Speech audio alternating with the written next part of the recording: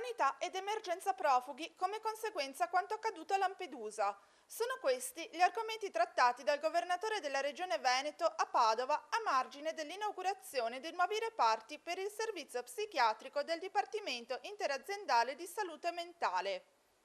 Non poteva infatti mancare un accenno al nuovo ospedale della Città del Santo, una realtà ancora sulla carta, ma che compie piano piano piccoli passi in avanti nella sua realizzazione. O si fanno le cose per legge oppure no.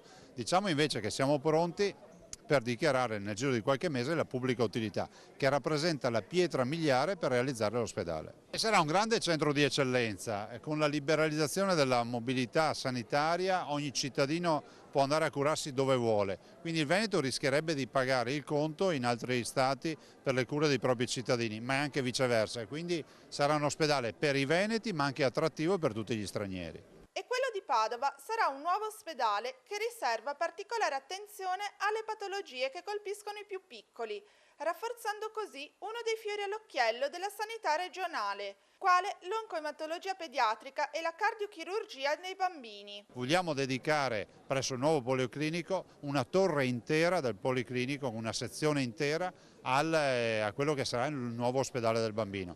Bambin Gesù, Burro Garofalo e ospedale del bambino di Padova. Quanto alle conseguenze della vicenda dei profughi a Lampedusa, il governatore nega per il momento che in Veneto ci sia un'emergenza arrivi e a chi strumentalizza quanto accaduto per una revisione della legge Bossi-Fini risponde così. Non si è capito quale nesso ci sia tra l'affondamento del barcone che si incendia in mare e che ignobilmente e vergognosamente non viene soccorso, stando ai racconti da chi ha transitato in quelle zone, in quegli attimi, con la Bossi-Fini. Se qualcuno ce lo spiega, per noi la Bossi-Fini oggi è un elemento chiaro, rigoroso rispetto all'immigrazione, non è più rigoroso di molte altre comunità che prendiamo come esempio, la Germania, gli Stati Uniti o altre realtà internazionali.